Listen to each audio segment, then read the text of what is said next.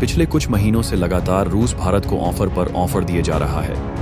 पहले भारत को Su-57 stealth लड़ाकू विमान का ऑफर दिया, फिर कहा कि इसके साथ हाइपरसोनिक मिसाइल भी हम देंगे। उसके बाद रूस ने कहा कि वह भारत को S-500 एयर डिफेंस सिस्टम देना चाहता है। उसके बाद कहा कि जो AS-400 भारत ने खरीदा है उसका हम जॉइंट प्रोडक्शन करना चाहते हैं भारत के साथ, यानी कि भारत में ही उसका निर्माण करना चाहते हैं।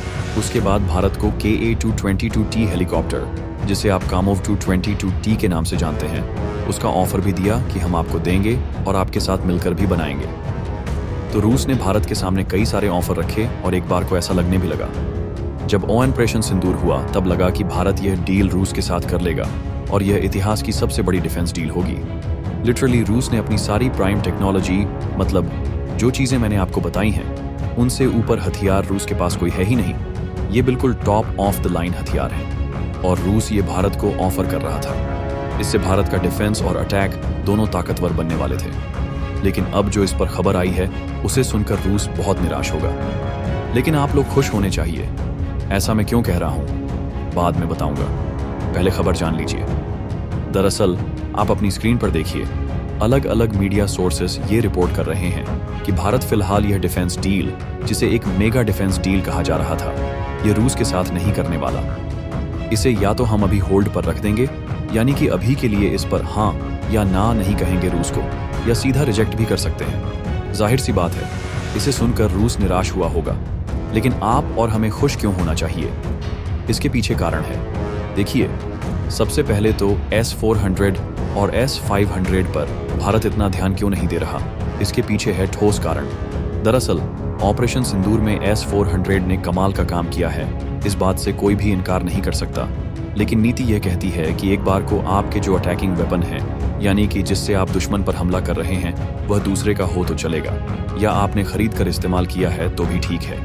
लेकिन जब बात आई डिफेंस की, तो वह आपका खुद का स्वदेशी होना चाहिए और उसमें जितने भी लोग लगे हैं वह भी आपके ही हों।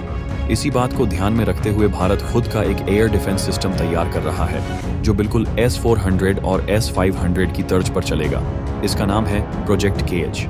उसके अंडर हम इसे बना रहे हैं और अगले वर्ष तक इसकी टेस्टिंग शुरू हो जाएगी। तो जब हम खुद का S-400 बना रहे हैं तो दूसरे का क्यों खरीदें? रही बात S-500 की, कि यार वह तो 600 किलोमीटर तक रेंज देता है, S-400 से भी ज्यादा ताकतवर है, तो उसका इलाज भारत के पास पहले से मौजूद है। और वह है हमारा BMD शील्ड, जो कि आधे से ज्यादा डिप्लॉय भी हो चुका है। धीरे धीरे बाकी के उसके मिसाइल और जितने भी रडार सिस्टम हैं उन्हें भी हम डिप्लॉय कर रहे हैं। इसकी रेंज है 5000 किलोमीटर, यानी कि अगर कोई देश 5000 किलोमीटर दूर से भारत पर न्यूक्लियर मिसाइल दागता है तो हम अपनी AD-2 मिसाइल उस पर फायर करेंगे, जो 5000 किलोमीटर दूर उसे मार गिराएगी, यानी कि रेडिएशन का खतरा भी खत्म कर सकती है।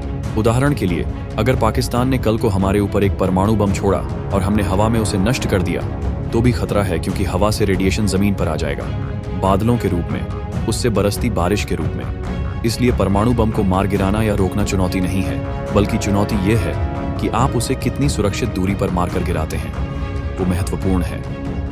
तो जब हम डिफेंस में खुद अच्छा कर रहे हैं तो क्यों न अपने लोगों पर भरोसा किया जाए, अपनी कंपनियों पर। और ऐसा भारत कर भी रहा है। देखिए, हम होल्ड पर डाल रहे हैं S-500 को। अगर हमें लगा कि हमारा डिफेंस मैकेनिज्म अच्छे से काम नहीं कर रहा, 0.01% भी अगर हमें कमी लगी, तो हम S-57 को इमरजेंसी बेसिस पर खरीद लेंगे। रही बात स्टेल्थ Su-57 की, तो देखिए, फिलहाल कोई जल्दबाजी नहीं है, क्योंकि पाकिस्तान खुद कह चुका है कि उसे चीन का J-35 अभी नहीं मिलने वाला। लेकिन 2.5 साल बाद मान लीजिए अगर चीन पाकिस्तान को देने लगा तो हमारे लिए ज़रूरी हो जाएगा। उस समय हम देखेंगे कि हमारा जो AMCA है वह कितनी जल्दी तैयार हो सकता है। मान लीजिए उसे बनने में और समय लगता है, प्रोजेक्ट और डीले होता है, तो हम इमरजेंसी बेसिस पर तब Su-57 को खरीद लेंगे और उम्मीद करते हैं कि रूस इसे और बेहतर कर ले आने वाले समय में। बात हाइपरसोनिक मिसाइल की करें तो प्रोजेक्ट विष्णु के तहत हम खुद की मिसाइल तैयार कर रहे हैं। उनकी टेस्टिंग भी हम कर चुके हैं। आपने देखा भी होगा, कई महीने पहले हमने टेस्ट भी सफल कर लिया था। हाइपरसोनिक मिसाइल, यानी कि जब इन सभी हथियारों के मामले में हम आत्मनिर्भर हैं, तो फिर हम इन्हें खरीद कर पैसा क्यों बर्बाद करें, अपना समय क्यों खराब करें और आत्मनिर्भर क्यों न बने। इसीलिए फिलहाल भारत ने इन्हें होल्ड पर डाल दिया है, यानी कि पूरी तरीके से रिजेक्ट नहीं किया है, लेकिन हाँ, ये संदेश दे दिया है रूस को कि देखिए, हम खुद का बना रहे हैं। अगर नहीं चला तो तुमसे खरीद लेंगे, और मेरे हिसाब से ये बिल्कुल सही अप्रोच है। हालांकि आपका इस पर क्या मानना है? जो भी ओपिनियन हो कमेंट करके ज़रूर बताइएगा।